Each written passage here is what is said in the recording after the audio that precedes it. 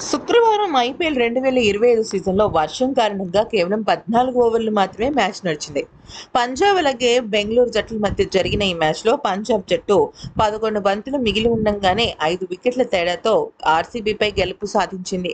ముఖ్యంగా ఆ జట్టు ఆటగాడైన నేహాల్ వధేరా ఆటను మలుపు తిప్పాడు.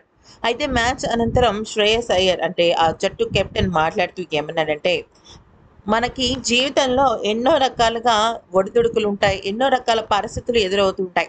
అలాగే మ్యాచ్ విషయంలో కూడా మాకు ఇదే ఎదురైంది. మొన్నటికి మొన్న అత్యంత లో స్కోరింగ్‌ని మేము చేసాం. అంతకు మునుపు అత్యద్భుతమైన హై స్కోరింగ్‌ని చేసాం. ఇప్పుడేమో వర్షం కారణంగా 14 ఓవర్లతోనే మేము మ్యాచ్‌ని ఆడి గెలుచుకున్నాం. ఈ రకంగా ఒక్కొక్క మ్యాచ్‌లో ఒక్కొక్క ట్విస్ట్‌లు అండ్ టర్న్స్ తిరుగుతుంటే అసలు ఆడడానికి ఎంతో ఆనందంగా అనిపిస్తుంది. అయితే మేము ఈరోజు ఎంత అద్భుతమైన మలుపును తీసుకున్నామో ఆఖరిలో చూసిన ప్రతి ఒక్కరికి చాలా క్లియర్‌గా అర్థమవుతుంది.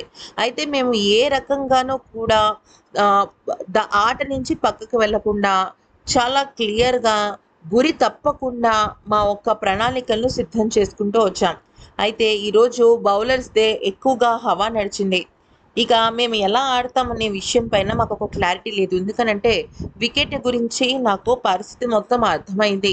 బెంగుళూరు జట్టు ఆటగాళ్ళని మేము ఇబ్బంది పెట్టడానికి ప్రధానంగా మా బౌలర్‌లే ప్రత్యక్ష బలం వాళ్ళే మూల కారణం. ఇక ఈ మ్యాచ్ మొత్తంలో ఒక్కరంటే ఒక్కరు కూడా సిక్స్‌ని హిట్ చేయడం నేను చూడలేదు. అలాగా హిట్ చేసింది ఒక్క నేహాల్ వధేరానే. అతను ఒక అద్భుతమైన ఆటగాడు.